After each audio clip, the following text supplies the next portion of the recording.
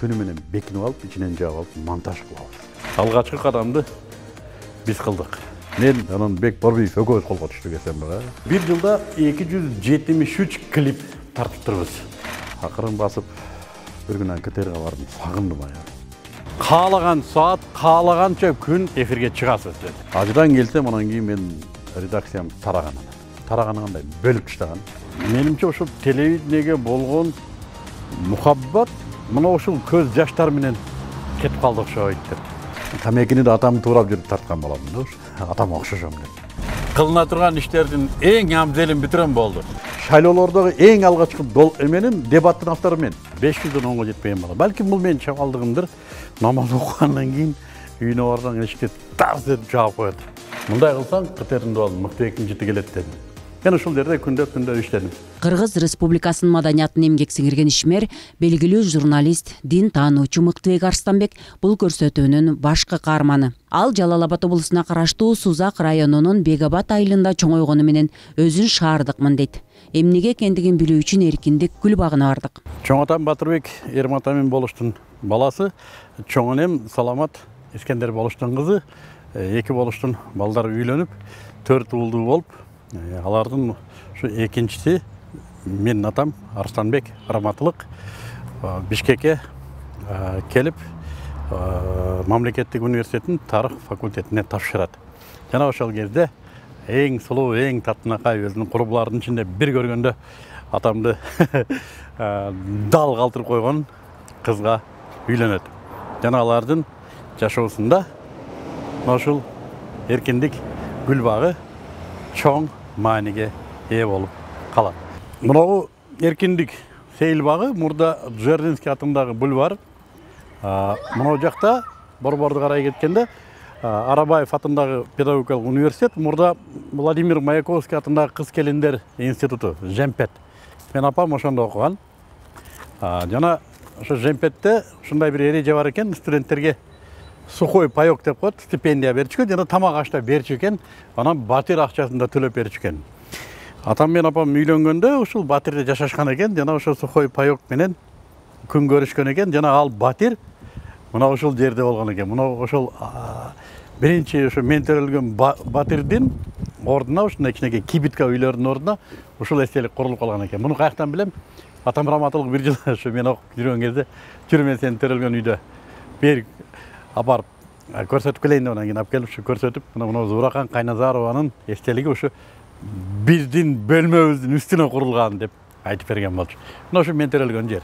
1965-жылы 7-сентябрда жарык дүйнөгө келген Ымыркайга Кыргыздын мыкты инсаны болсун деп ушул жерде Мыктыбек ысымын ыйгарышкан. Мен төрөлгөндөн кийин айылдан чоң энем келет. Чоң энем келип бала караганы келет. Келип анан кийин мен менен ушу мени алып ушул батирде жашайт. 10 күндөй жашайт. Анан баланы мен алып кетем дейт да, мени 15 күндүгүмдө чоң энем айылга алып кетет. Элестетке 15 күндүк бала мындай. Өлчөсөң чыканактай, өткөндө неберемди өлчөсөң мына ушундай келет. Ошо 15 күндүк баланы айылга алып кетет. Ал кезде малыш жок, эчтеке жок, мен билбейм, коркпогон аял экен. Ошо айылда жалгыз уй бар экен, айылда. Жумагүл деген чоң энебиз бар. Атамдын өкүл энеси ошонун уюн саап ичиришкен экен. Кийинчерээк таң каларлыгы ошо чоң энемдин мага болгон мээрими дейм. Чоң энемдин эмчегинен сүт чыгып кетет экен. Жана мен чоң энемдин да сүтүн эмген экенмин. Эсимде калганы ушу, көп айтат эле, мен 3 жашка чейин чоң энемди минип чоңойгон экенмин, ушу көтөрүп жүрчү экен. Ошондон улам элде Мыктыбек кемпирдин баласы десе, атам кемпирдин баласы карга жарабайт деп күлөт эле. Мектепте окуп жүргөндө аябай шок болгон, бирок мугалимдин баласы деген сөз аны ар дайым ооздуктап турган. Чоң энеге бала атасына бир тууган болуп чоңойгон. Мектепти бүткөндө атасы бир дептерге 30 эреже жаздырып, борборго алып келип автожол техникумуна окууга киргизет. Орус тилинен кыйналып, ага башка себептер кошулуп, Мыктыбек Арстанбек окуусунан айдалып кетет. Орус окуу жайы болгондо да орустар жөөттөр менен окуйм. Же тил билбейм. Алар ал кезде кыргызды адам деп эсептебейт. Шаардык кыргыздарды мындай карашы мүмкүн, муну айылдан келген кыргыз адам эмес, баран. Чын айтыш керек, ушундай карайт эле. Мына ошол баран болуп окудук. 1 жыл тил билсем гана экинчи курстан айдалып кеттим окуй албай. техникумдан. Эми атамдын көзүн карай албайм. Уят, аябай уят.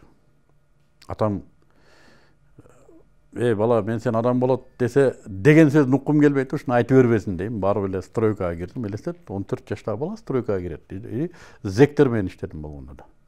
Түрмөдөгүлөр менен иштеп, стройкада жана алар чыга албаган жака мен чыгып бетон куюп, вибратор менен иштеп. Анан таш көмүр Кара суунун жолундагы аялдамаларга боек сүртүү иштейт. Кийин кайра Борборго окууга келет. Бул жолу окууга өз күчү менен өтүп, ынтызарлык менен окуп баштайт. Мурда баран деп шылдыңдагандар кеңеш сурап келе баштайт. Каарманыбыздын өзгөчө окуяларга бай студент күндөрү бир күнү аны кыргыз телесине алып барган.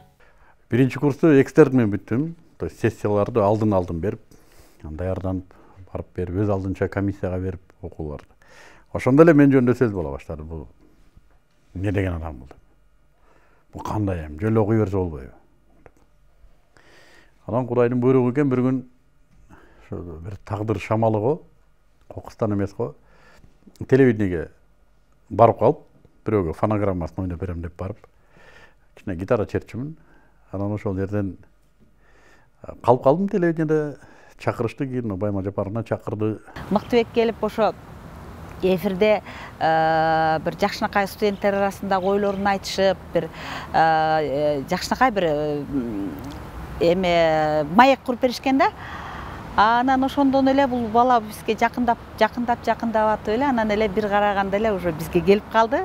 Анан бул башка журналисттерден өзгөчөлүгү, бул жигит өрт жигит эле, ошол мезгилде бир баягы бир союз учурунда бир кысымдар болот эле, тартиптер болот эле, ашыкча сүйлөбөгөндүк. А бул бала мындай жасайм деген ишин алдына койгон максаттарына жетип ашып да түшүп, бир кызыктуу нерселерди бир ошо журналистикада бир оорчунду бир көп жаштарга жага берген, кээ бир жаштар бир ушундай болот го,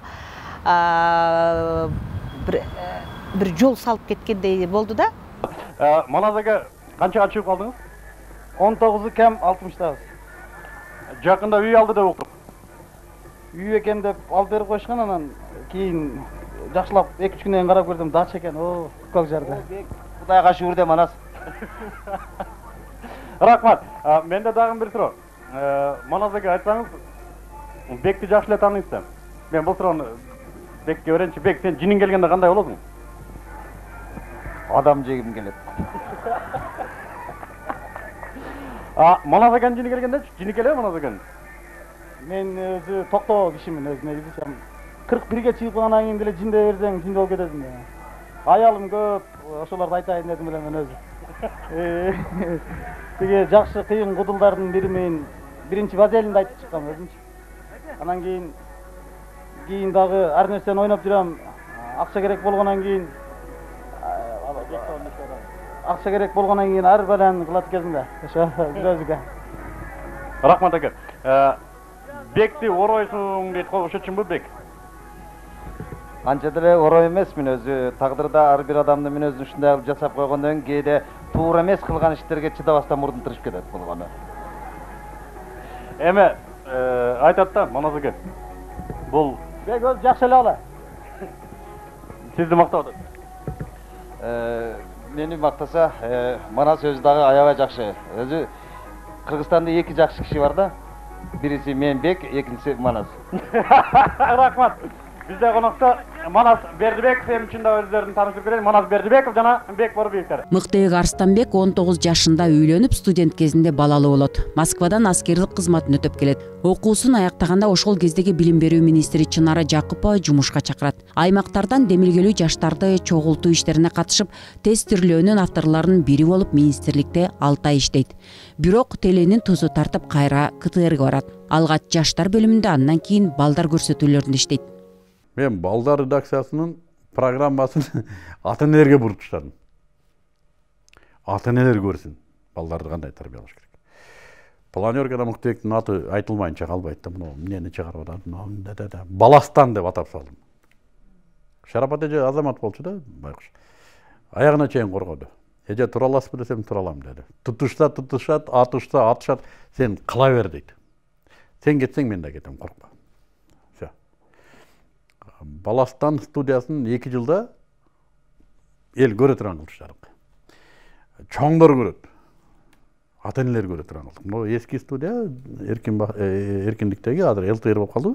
Бер жагы заман болуп калды. Ошол студия эртең мененки саат 9-дан 1-ге чейин биз эфир алабыз. Ар жекшемби күнү. Эл жекшемби күтөт. Мен атым балдар редакциясынан чыкты. Бирок эч ким балдар редакциясы деп эсептебейт. Себеби көтөрүлгөн проблемалар чоңдордуку. Ат мингебеген аталар ат көрбөгөн балдарын багып жатат деген. Ошо баягы алгачкы шаарда калсын дегендер ат минбей калып, андан кийин атты көрбөгөн балдарды багып аткан кыргыздар жөнүндө кеп болуп атат да менимче. Бүгүн Мыктыбек Арстанбек 1992 жылдан баштап Кыргыз улуттук телерадиосунда штаттан сырткаркы кызматкер болуп иштеп баштайт. Өзгөчө көз карашы, курчтугу, дарамети менен тез эле элге таанылат.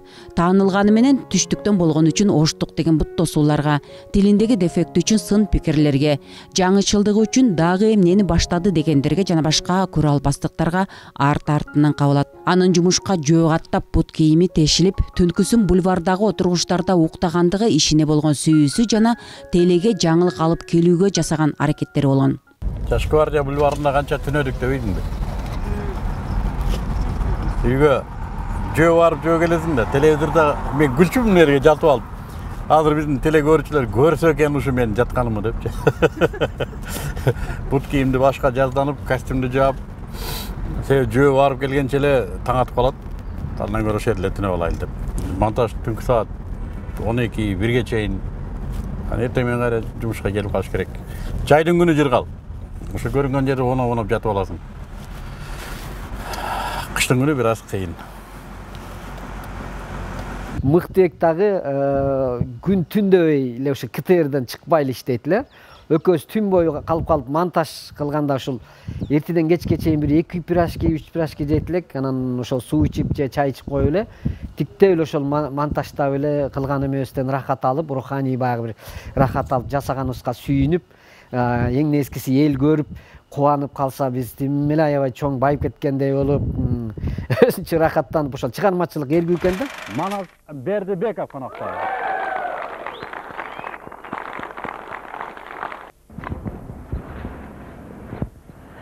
Манас Бердибеков 1956 жылы Базар Коргон районунда 15 майда төрөлдүр. Төрөлгөндө 4 килограмм 300 грамм болуптур да. Бою болсо 53 сантиметр болду. Эми төрөлгөндө нормальный адам болуп төрөлгөн экен. Айтматов алып берген 2 ТЖК камера бар. Болду. ТЖКнын экөөсү ак үйдү карайт. Бири Жумагуловго, бири Акаевго. КТР канча эфирге чыгат? Бир 6-7 саат суткасынан чыгат. 6-7 саатты 2 ВХС камера карайт. И жаңылыктарга, и калган программаларга карап коем мына буну. Калганы жана эски студия толугу менен түз эфирде. Эфирге чыгам дегендер ушундай арт кезек менен турат. Элестетиш кыйын. Мына жерде 4 кезекте турат. Мына жерде алып барып атат. Мына жерде декорация коюп атат. Мына жерде дагы бир бирак кылып атат. Ушундай студиябыз. Ошентип биз толугу менен түз эфирге чыгып кеттик. Мен толугу менен түз эфирге өтүп кеттим.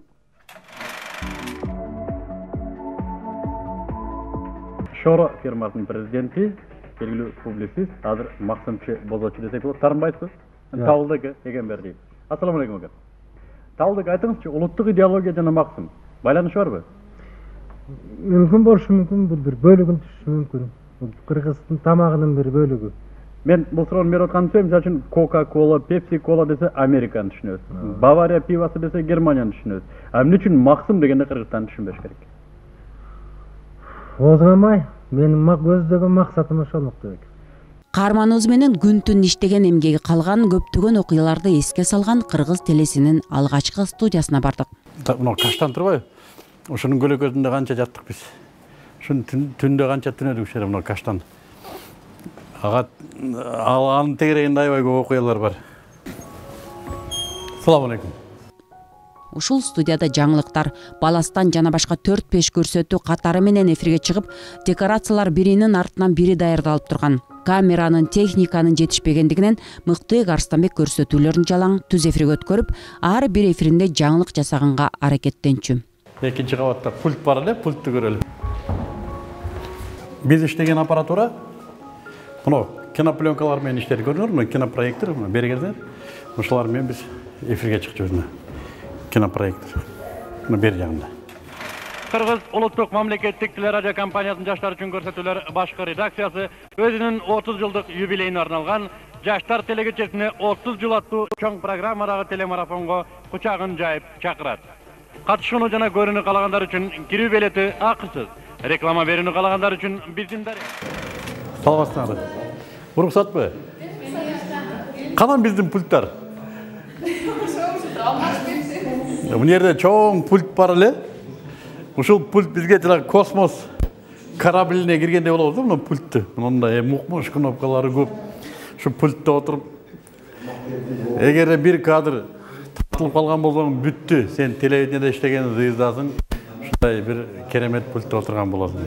Азыр эми муну карасаң, Кудай буйруп, мен ошо кезде Акаевдин ардак грамотасын алып калдым. Мамлекеттик ардак грамота карап коюп бир. Өзүнөн өзү келди. Канча каршылыктар болуптур, буга эмнеге беребиз деги, мен өзүм да күткөн эмесмин. Документтериң чогулт деди, чогултуп койсом, Ак үйдөн келип тапшырып кетишти.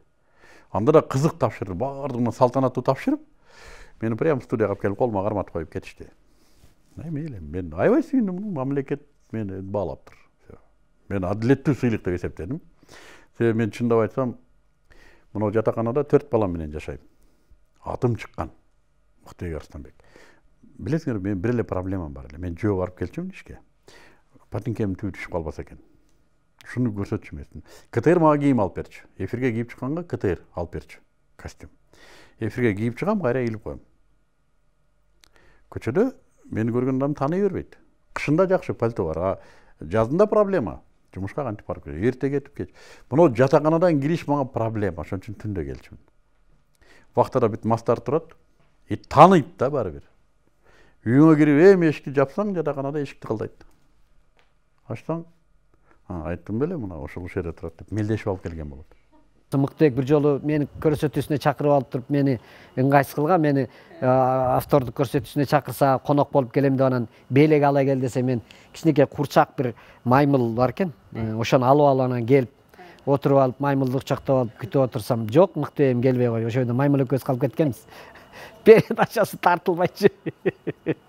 Ал Муктубек жакшы билет. Кылына турган иштердин эң абзелин бүтүрөм болду. 10 saat болсо 10 saat кетсин, 20 мүнөт кетсе 20 мүнөт кетсин.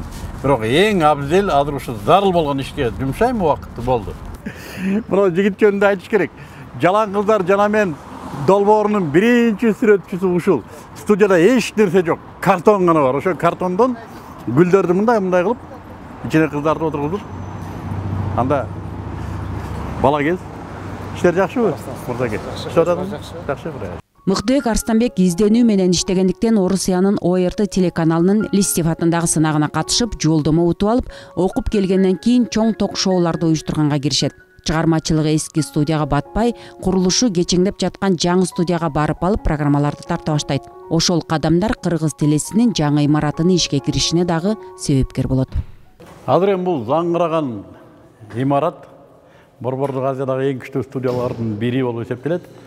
Бир кезде бул 25 жыл бүтпөй турган долгострой ушундай консервада турган курулуштардын бири болчу экен да. Биз киргенде мына жерде мен кээде кирип калчумун ушул жака. Мына жерде курулуш материалдары чаң, ылай, батпайбыз эски студия. Жана мен айткандай, ушу кезек менен чакан жерде кезек менен бүт телевидение ошол жерде. Анан бир күн балдар менен келдик да. Ошол жерден тартабыз дедик.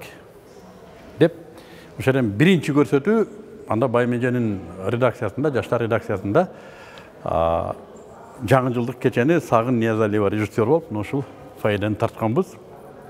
Ал бүтөрү менен эле анан кийин биз студияга кирдик. Студияга киргенде да мен ПТС тап келдим, ПТС деп коет, передвижной телевизионный станция.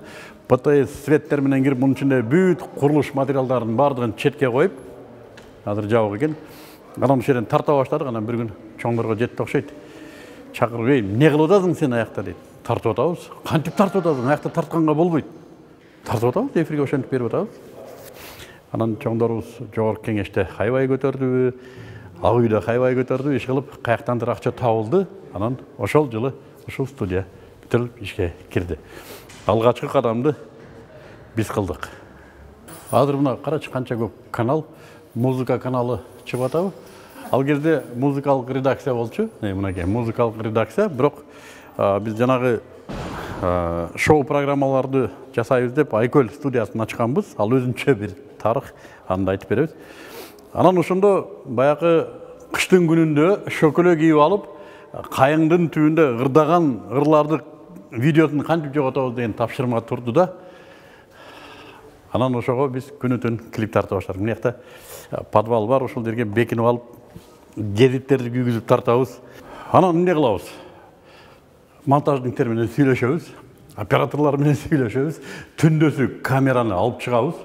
Анан түндөсү бир жерлерде тартабыз, таң атканча келебиз дагы, ушу монтаждын ичине отуруп алып, бекинип отуруп алып, монтаж кылабыз. Ошентип отуруп, бир жылда 273 клип тартып турбуз. Заманбап, жарыгы коюлган клиптерди тартып турбуз. Жана мына ошол клиптердин 200ден ашыгын Раматылык Мырза Добутов деген оператор тарткан. Ошол экөөбүз күнү-түнү дебей монтаждаганбыз, кийин экөөбүз отуруп алып, эми бизди элдер бул акча алып атат деп сөз кеттилер. Булар камераны уурдап чыгып, акча иштеп атат деп. Экөөбүз эсептесек, bir жылда 273 клиптен 1000 сомдон алганыбызда 273 000 сом алмак экенбиз. Бул азыр деле чоң акча. Анча акча алганыбыз кайдан? Алган жокпуз. Балким чай-пай ичкендирбиз, балким аш жегендирбиз, бирок максат ишке ашты да. Экрандан кыштын күнүндө шөкөлө кийип алып, искусственный гүл көтөргөн ырлар жоголду да, ордуна ошол замандын талабына ылайык клиптер пайда болду.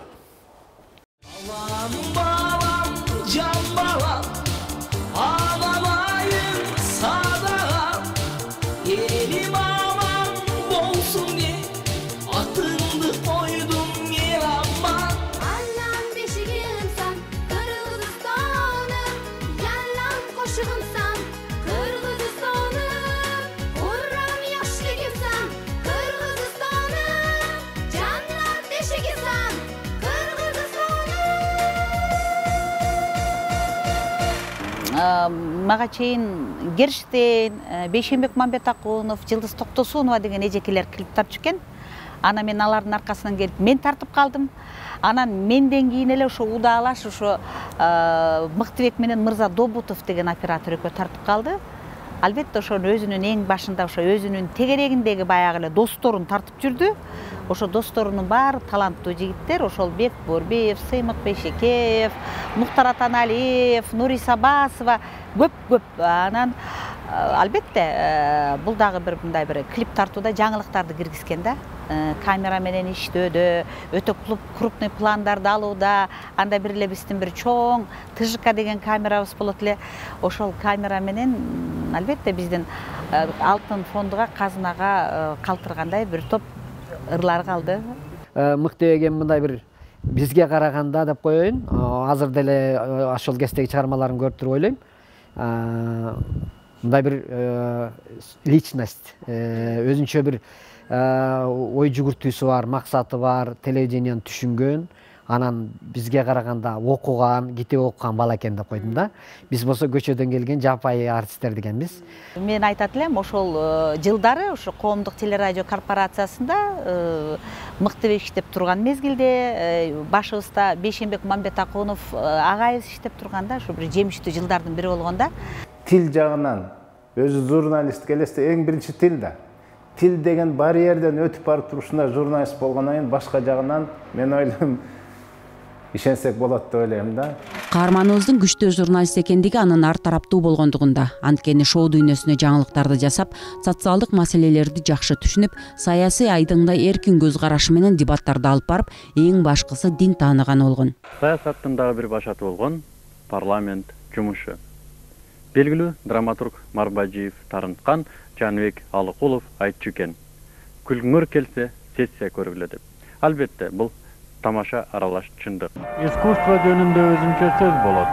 Бирок кайсы бир учурда Союз гана эмес, дүйнөгө даңкы чыккан кыргыз сүрөтчүлөрү мамлекеттик гербти иштеп чыгууда, демилгени дагы эле болсо милиция менен кошо бөлүшкөндүгү, үч уктап түшкө кирбес нерсе деп бир аксакалдын күлгөнүнө күбө болдум. Эч нерсе эмес аксакал. тарыхта ар түрдүү парктардын орун алуусу мыйзам ченемдүү көрүнүш. Мына бул баланын ушу чыгармачылыгында өсүшүндө, сөзү ордунда, анан бул баардык жагын ала жүрөт экен. Мына эми азыр кандай десек, баягы акыл, насаат, дин дегенде ыйман жолунда десем да болобу, ушундай бир ал дагы бир жагымдуу иш. Мына Каси мечити, Таиба мечити деп коет. Кыргызстандагы алгачкы мындай көрүнүктүү мечиттердин бири. Бул ушу Медакадемия, бул жагы Курулуш университетинин тоомуна жайгашкан мечит. Мен бир жылдар үй менен мен ушул жерде Малдыбаева көчөсүндө жашап калдым. Жана ошол учурда намаз окуйм деп учуктап түшүмө кирген эмес. Бир күнү эле ушу дилиме салганбы, намаз окуйм дедим, анан бир өтө эле аз убакыттын ичинде 5 убак намазды баштап, намазга кирип кеттик. Ошол кезде диний сабатсыздыкты карап коюм. Мына ошол мечит ошондо курулуп бүтө элек болчу да. Мына мунарасы бир кабатты бүтүп калган экен. Мына жерде мына үйлөр жок. Ээн талаа болчу. Мен ошол жактан чыгып келатып айтчумун, үйдөн келатып. Бул не деген үй болду бул? Мына кухнясы аябай эле кызык го, 6 буручтук кухняда болобу деп. Мен кухнясы ушундай салынып атат экен. Анан улам көтөрүлгөн сайын таң калам. Бул эмне болгон кухня болуп атат? Бул кухняны 4 кабат салабы экен. Бул ушундай же үстүнө сөрү кылабы экен деп. Оюмда да жок ушул жер мечит болот деп. Мына ушул диний сабатсыздык. Мына ушул кезде намаз окуп калдык, Аллах насип этип. Анан намаз башталгандан кийин мен жашоомдо экинчи фазасы башталды. Ага чейинки Муктубек башка, намаз башталгандан кийинки Муктубек башка, ага чейинки мамилелер башка, намаздан кийинки мамилелер башка. Тагыр 180 градус башка жака бурулган жашоо башталды. Жок, продукциясы арам болду, бүт системасы арам. Аны биринчи адам көрөбү, экинчи адам көрөбү, төртүнчү адам көрөбү, 99-чу адамга чейин арам. Эгерде продукция арам болсо. Экинчиси маркетинг. Продукция адал болсо да, маркетинг адал болуш керек. Маркетинг арам болсо, толук арам. Маркетингде, мисалы жанагы тип веткалар кетип атат. 99-чу веткада арам аралашта биринчи веткада арам болуп эсептелет. Арактын үстүндөгү садал астындагысы арам болбойт да. Бул кайсы бир темада чыкпаса, кайсы бир темада алып туруп чакырып барып туруп уккыла. Уккыга дагы ал ушунчалык далил менен, мисал менен айтып берип, пайдаланса, мына жалкоолукту ошондо жеңесиң. Жалкоолук менен күрөшүүнүн эң сонун жолун үйрөтүп берет. Мен ишенем. Жалкоолукту кантип жеңишти ошо мыкты кем билет. Мен ажыга барам деп даярданып жүргөм, отпускамды албай жүргөм, ажылыктын учуру келип калды февралда. Аны заявление жазып алып кирдим, мен ажыга барып келейин, ушундай отпускам бар эле. Жүртүйсө болобу? Кайдагы ажы? Бар иште. Түшүнбөдүм. Мен мыйзамдуу отпускам бар, эргүүм бар. Сен не то что ажылыгыңды, сен намаз окуган сага запрещено, сен Акаевдин грамотасын алган адамсың. Түшүнбөдүм. Мен түшүнбөй атам логиканы. Болбойт и все.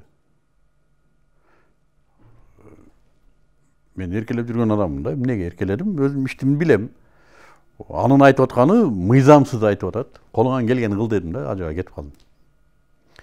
Ажыдан келсем, анан кийин мен редакциям тараган анан. Тараганы кандай бөлүп таштаган. Бүт системамды бузган. Менин кабинетим медпункт болуп калды.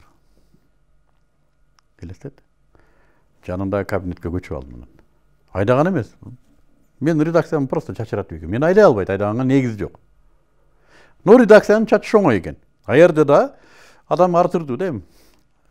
Ар бирине ар нерсени убада кылса макул дей берген го. Бияка чачыраган, бияка чачыраган, ошол адамдар азыр деле бар эми, айткым деле келбейт. Сени менен өлөбүз деген балдар болчу. Чындап айтканда. Үй бүлөмдөй болуп калган. Аябай катуу таасир, удар катуу болду. Жанындагы кабинетти алсам, аны да медпункт кылып койду эртеси күнү. Анан чакырдым акчыны, буну да медпункт кылдыңар. Ооба, ким айтты? Айткеев айтты. Анан ошондо айттым, кой. КТР поликлиника болып кетелегенде кетіп қалайын. Анан иштен чыгып кеттим. И финансовый да кыйынчылыктар башталып, жашап аткан үйдөн чыгышка туура келип, жаңы конушка барып барча бешке. Курулай жерге анан үй билен мебелдерим менен барып отуруп, анын үстүнө ошол учурда депрессия экен кийин көрсөм, бутум баспай калды. Баса албайм кадимгидей. Нерв. 3 ай 4 ай талаада отуруп калдык, элестет. Талаада кадимгидей. Бүгүн биздин үйгө келбесең, босогонго асынып алам деген досторго, эптеп үйүнө жетсең эшигин жаап коет, тур дедик. Ушуну өттүм мен өзүм. Алыска машина токтосо балдарым жүгүрүп барат, атама келди экен деп. Талаада. Анан эптеп бир нерсе кылып, бир КАМАЗ өтүп аткан экен, ошол жерден карызга деп топурак төктүрүп, балдарым менен күбөлөк куюп, ошентип үй салып, бир нерсе кылып алаксыдык да. Анан акырын баса баштадым анан. Акырын басып, бир күнү КТРга бардым, сагындым аябай. Ошол имарат мына ушул, азыр КТРдин алдында атай уруксат сурап келдик. Мына жерге ушинтип чолоңдоп акырын келдим да, мынтип аса таянып алып, ушинтип чолоңдоп. Азыр эсимде да жок, кайсы бутум чолоңдоду ушул. Анан ушинтип чолоңдоп мен да сүйүнүп алып, ушинтип кирип анан кийин мындер жеткенден милиция айтат, сизди киргизген болбойт деп. Неге? Билбейм, ошондой буйрук келди, мына кагаз. Адатта телевидениеге жиндилерди, оорукчандарды киргизбейт да. Менин атым ошолордун тизмесинде экен. Сизди киргизген болбойт деди. Ушу муздак суу сепкенде денем муздап кетти. Ушундай бир катуу таасир берди да. Мен балдарым кандай чоңоюп кеткенин билбей калдым ушул жакта иштеп жүрүп, күнү-түн иштеп жүрүп. Бир күн карасаң, мен жиндилердин катарында киргизгенге болбойт. Өзүм көзүмөн кандай жаш куюлуп кеткенин билбей калдым. Ушу 1-2 жашым төгүлдү ушул жерде. Мен кийин айттым, менимче ошол телевидениеге болгон мухаббат мына ушул көз жаштар менен кетип калды окшойт деп. Мына ушул. Азыр жаштар кирип иштеп атат го биякта. КТРга канча президент келсе реформаны менден баштайт. Ишенеңер. Мен кийин муну түшүнүп калдым. Любой келген начальник ким иштеп атса ошон менен контактка барат экен да. Ошол менен сүйлөшүп кандай кылайын десем, жамандап койсо бүттү.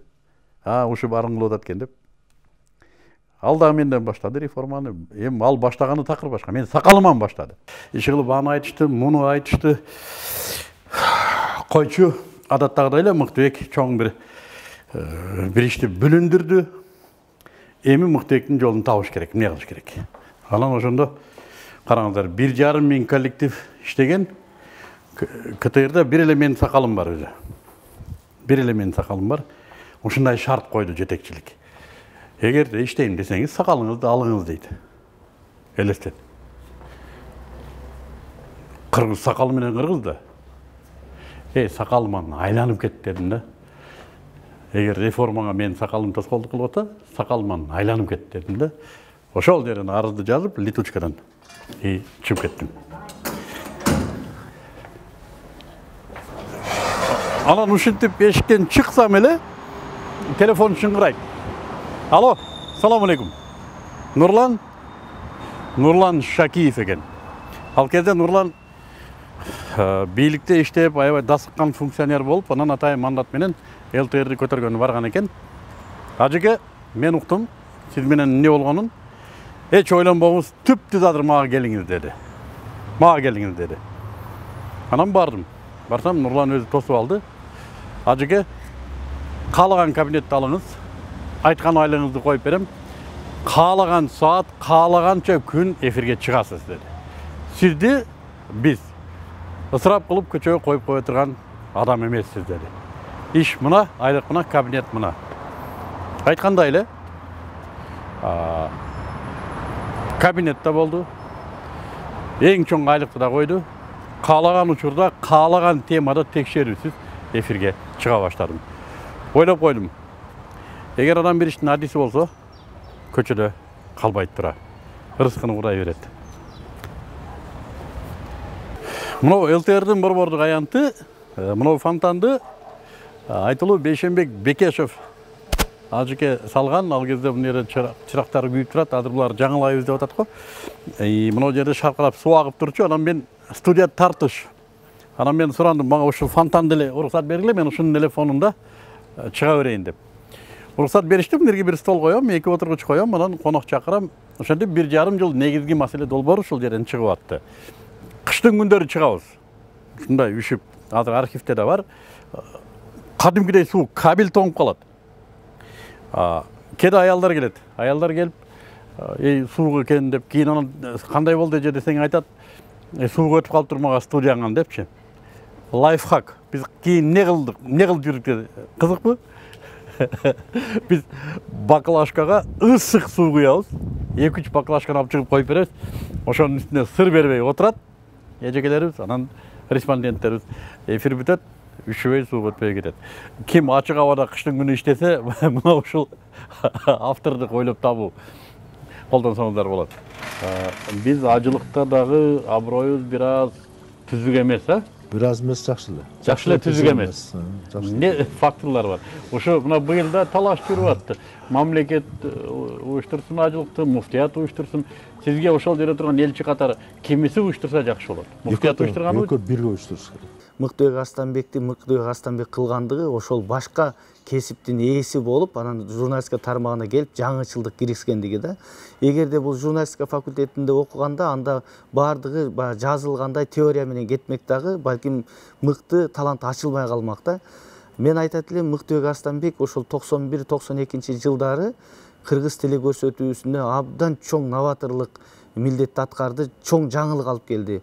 Журналисттердин, тележурналисттердин кантип эркин өзүн алып жүрүүсү, эркин микрофон деген эмне экенин ушунчалык бир шумдук алып келди да. Биз ошол кезде Мыктыбек Арстанбекти суктанып күтөт элек. Аябай берүүлөрүн, көрсөтүүлөрүн мындай биз эле эмес, кыргыз эли деп деле айтсак болот. Аябай кызыгуу менен күтүш да. Абдан эң кызыктуу көрсөтүү кыргыз тили көрсөтүүсүндө ошол Мыктыбек Арстанбектин көрсөтүүлөрү болду. Мына бүгүн ошондон бери карасак 30 жыл өтүптүр. Ошо 30 жыл мурун эле Мыктыбек Арстанбек бүгүнкү турмушту алып келген экен теле көрсөтүү жаатыначы.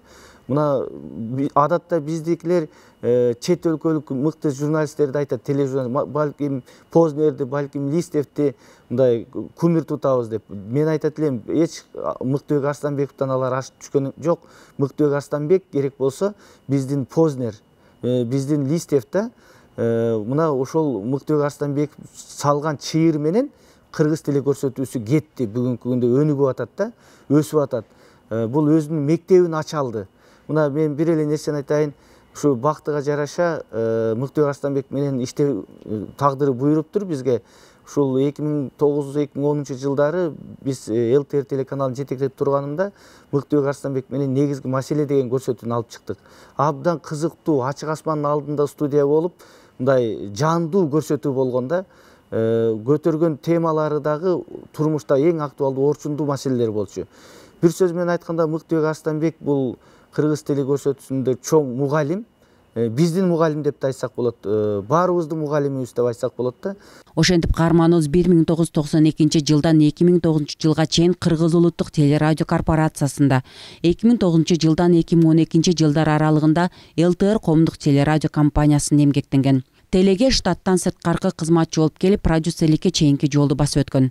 Андан кийин Марва ТВ телеконторасын негиздеген. Карьерасына 30дан ашуун белгилүү долбоорлорду жоктон бар кылып алып чыккан. Телеге катарлаш эле радио менен гезитте дагы бир убакта эле иштеген. Мыктыбек Арстанбек теленин тегирменин жакшы өздөштүргөн менен эмнеге жетекчиликке барган эмес? Биринчиден, чындыгын айтыш керек, мен жетекчиликке албайм. Себеби мен мамлекетке ишенимдүү адам болгонум менен ошол мамлекеттин башына келген бийлик элдерине, бийлик адамдарына, ошо мамлекетти башкарып аткан адамдарга ушул кезге чейинки режим системасына мен аябай ишенимсиз адаммын да. Өзүм оюм бар. Бул негизгиси болсо керек. Мен эч ким жетекчиликке албаса да керек деп ойлойм. Бир чет ушуга кубанам деле. Мен өзүм жетекчиликке баргым деле келбейт. Бир манкасын арча албаган бир чиновник сенин үстүңдө башкарат. КТРда калып эле КТРдин директору деген атың болбосо, укпаган сөздүн баарын угасың. Ит үрсө да сен виноватсың, ит үрбөй койсо да сен виноватсың. Ошоларын көрүп туруп биз ичинде жүргөн үчүнбү? Койчу дечүбүз. Телевидениянын жамандаш боюнча бул ак үйдө атайын айлык алып отургандар болот. Şu televizyonun çoğunların jamandaganı üçün aylık alıp oturganlar бар да. Анан ошонун баары керек мага. Мыктыбектин дагы бир необычный идеялары бар. Мисалы азыр КТР телевидениясына кирсе, бүт чоңдордун директорлордун баарын отургандардын жерлерин баарын айнектен кылып койбойбу? Тоспой. Мен ошону илгери эле Мыктыбектин ошондой кыялданганын угат элем. Мен КТРге директор болуп калсам, бүтүндөй могу отургандардын баарынын эмесин жамынып албай, жаап албай, бүт терезеден кылып коет болчумун, көрүнүп турат болчу. Менин дагы кылганым көрүнүп турат болчу деп айтат эле. Кийин барсам телевидение ошентип калыптыр, анан анда Мыктыбек телевидение иштебей калган. Мен өзүм бизнесте, фармацевтик чоң бизнесте 20 жыл жүрдүм. Бизнесмен деп эсептейм өзүмдү. 300 адамды башкарып жүрдүм. Анан кийин кызматтагыларды, госслужбадагылар мен өзүмдү бизнесмен деп эсептеген жанында, бунун жанында бизнести жакшы билбейт экен деп чечтим. Кандидаттыкты жактап, лекцияда көп жерде чыгып жүрдүк. Мен өзүмдү лектор деп сезчим эле, Мыктыкемдин келип үйрөткөндөн кийин мен ал лекторлукка эле жок экен. Бул күчтүү тренер экен, ушул жерден дагы кандай сүйлөш керек, эмне сүйлөш керек, өзүңдү кандай алып жүрүш керек, мимиканы кандай кылыш керек, колду кандай, бутту кандай алып жүрүш керек, кийимди кандай кийиш керек. Мындайча айтканда ийне жебине чейип өткөндө мен баягы кыргыздар айтканда там бердим да. Кыргыздын илгертен келе жаткан устат шакирт жолун улап телевизиондук алып баруучулардын Академия мектебин негиздеген Мыктыбек Арстанбек ушул багытка кызыккан жаштарга жол көрсөтүп, азырдагы кеңештерин айтып келет. Бир 500ге жакын бала үйрөтүптүрмүн. Чынын айтсам, бир купулга толгону бир 30га жетпеген адам. Анын ичинде бир 10 чактысы гана мен айталам телевизиондук журналист ушу деп. 500дөн 10га жетпеген бала. Балким бул менин чабалдыгымдыр. Эми жашоодо ар кандай да, балким келечекте чыгат. Сүйүнгөнүм ушу. Кимис болбосун, кайерде болсо агай деп. Ушу жөөлөп кетпейт. Ошонусуна рахмат. 1,5 жыл иштеди. Акыркы 6 ай ошо өз алдынча редакция катары иштегенде аябай чоң каршылык, прессинг менен иштеди ошо академия. Түшүнөсүңбү? Балдар аябай выживной балдар чыкты. 21 долбоор берди. Рейтинговый долбоор. КТР аябай чоң каршылык.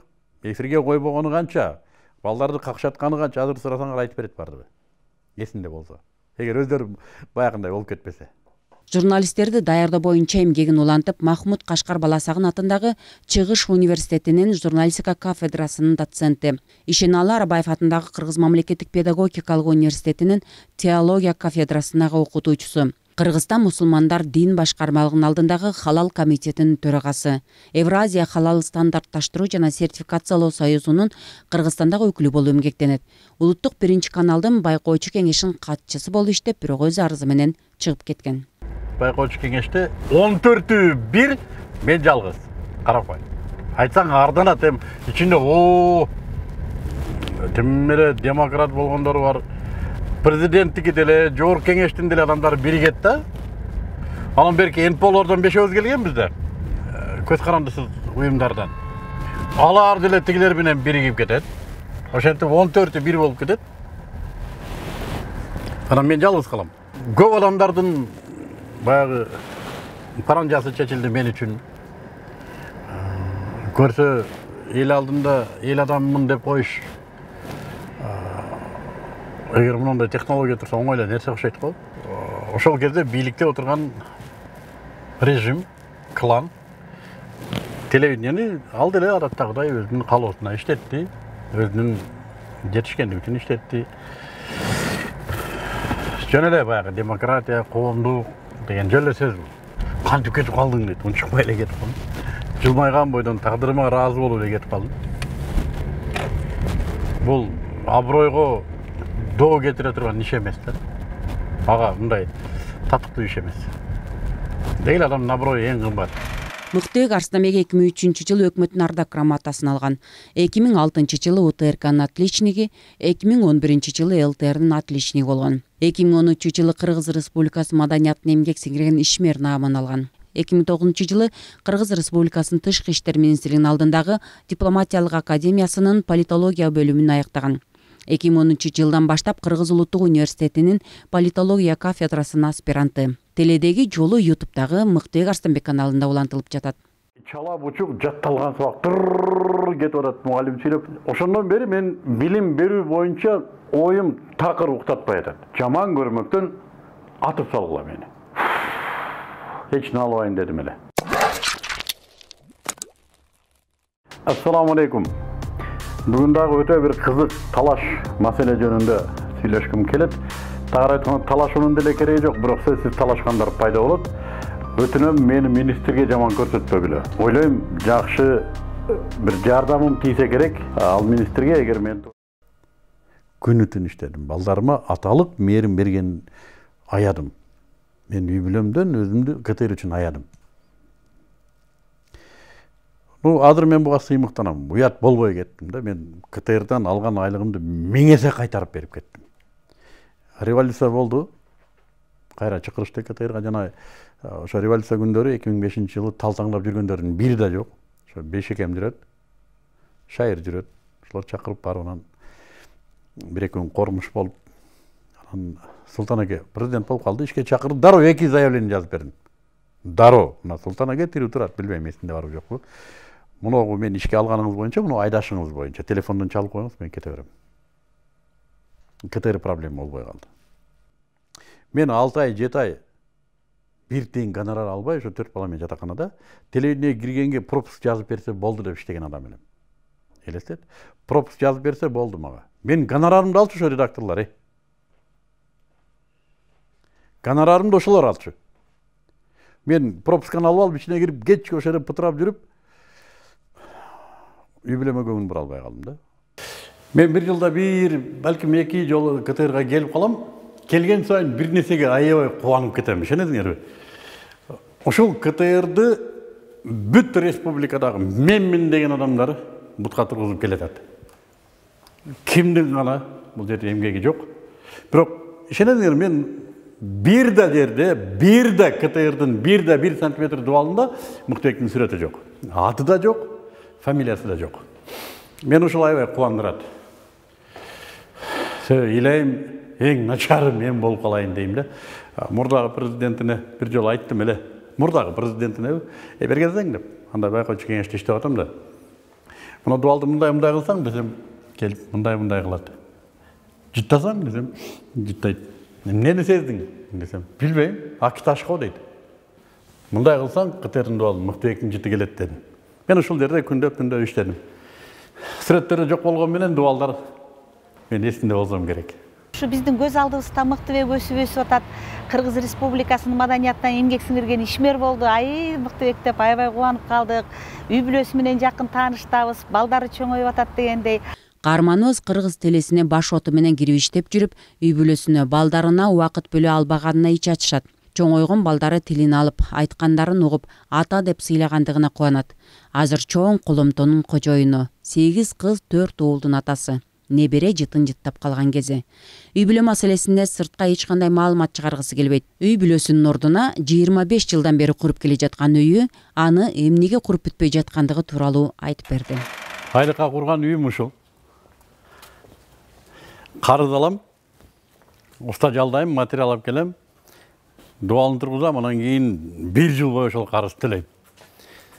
Кийинки жылы карыз алам, материал алам, үстүн жабам, уста салам, 1 жыл төлөйм. Ошентип карыз алып төлөп, лайфхак. Үй салгандар ушинтип салса болот. Бирок бир эле проблема, карызды адал алыш керек да, мындай процентке эмес, банктан эмес, кредитке эмес. Ошентип акча тапсам эле материал алып коем. Ошентип анан кийин 25 жыл болду, 25 жылдан бери коргуп дагы эле бүт элек. Анан мен айтат, дагы эле бүт элексиң. Мен айтам, үйдү бүтүп алып эмне кыласың? Каяка шашып атасың? Үй ушундай, өмүр бою салыныш керек. Үй той берип туруп, анан кийин туугандар менен үйүн көрсөтүп коюп кете беришиң керек. Тамаша, конечно. Бияк мен рабочий кабинетим деп тамашалап коем. Огородум. Мына жерде атай эмеге отургуздум да, кара, биягы 2,5 метр, биягы 4 метр. Или бой кыргыздын ушунча жери бар да. Карап коюп. 2,5 метр, 4 метр жерге эмне отургузса болот.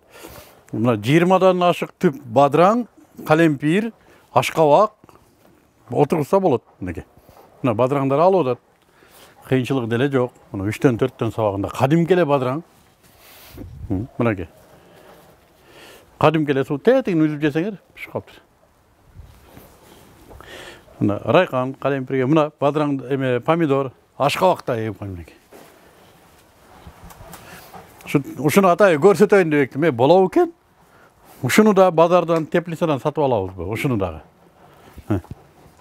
Азыр жапжашыл болгондун бардыгы эле бадыраң эмес. Базарда теплицаныкы чыкса, анын бир 90% дары. Жашыл болсо эле жей берет. Муногу мына чыныгы өзүм чириткен көңдөн алынган бадыраң. Муногу мына Павловня. Мынакей нарактары. Мынакта да мен бешик деп коем. Балакана. Павловня. Мынакта да Павловням бар. Мыктыбек Арстанбек менен мен чогуу иштегенибизге 2 жыл болуп калды. Ушу Павловнянын аркасы менен таанышып, анан чогуу партнер катары иштеп өстүрө баштадык. Биринчи эле таң каларлык нерсе ушу Мыктыбек Арстанбектин ушундай мындай чарбачылыкка дагы чыгармачылык менен подход менен эмне кылат экен да, иш аракет кылат экен. Анан жанагы короосун полный жанагы поликарбонат менен жаап теплица кылып эмне кылганда эле аябай мага жаккан, таң калгам. Ошол жерде анан ар кандай эксперименттерди кылат экен. Ар кандай өсүмдүктөрдү өстүрүп. Анан дагы мени бир таң калтырган нерсе бул Мыктыбек Арстанбектин аябай берешендиги. Өзү бадыраң, помидорлордун нелерин өстүрүп эле уругунан, сон сортторун. Анан кийин өзүнө калтырса калтырат, калтырбаса элдерге таркатып эле салат экен. Мына өстүрө бергиле деп. Жада калса Павловнянын дагы уругун ошол чогуу өстүргөнүбүздө алып, ошол ал дагы ошол айылыма берем, тияка берем, мындай соопчулукка эле берем деген нелер көп да, ошол сатып пайдасын табайын деген мындай неси максаты жок экен. Анан кийин ошол өзүнүн короосун тосуп, агростудия кылам деген максаты менен иштеп атат. Кудай буйрса ошо келечекте ошо жакшы агростудия болот го деп ишенем. Биз экологиялык таза жана баалуулугу, азыктык баалуулугу жогору болгон азыктарды өндүрүү менен алдыга чыга алабыз. Минимум жан сактап калабыз, максимум ошону менен алдыга бренд катары чыга алабыз. Аба ырайыбыз, климатыбыз, сууларыбыз ушуга сонун өбөлгөтүзөт. Жана мен азыр ошонун үстүндө ойлоно баштадым.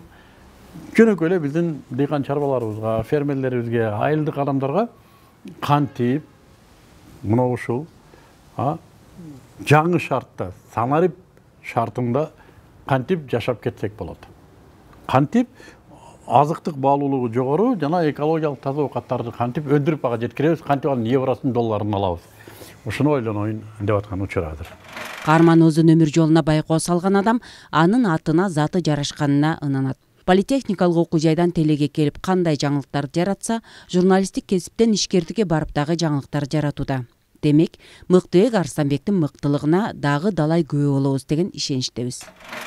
Тренинг борборун ачтык. Азыр ошо Ийгилик академиясы деп жаш, креатив, албуттаган бир кезде Мыктыбек окшогон балдарды жыйып алып тренингдер өтөбүз. Мына кризисте эл эмне кылабыз эми деп аткан кезде эмне кылат элең? Наоборот, кризисте бутка туруп албайсыңбы деп анан үйрөтүп аткан учурубуз. Кудайга шүгүр, ийгиликтерибиз бар. Чарчаган жокпуз. Турмуш жолумду мына силерге айтып берип атып, 35 жылдык, 40 жылдык өмүрүм, 35 жылдык өмүрүм 1 саатка жетпеген окуя экен.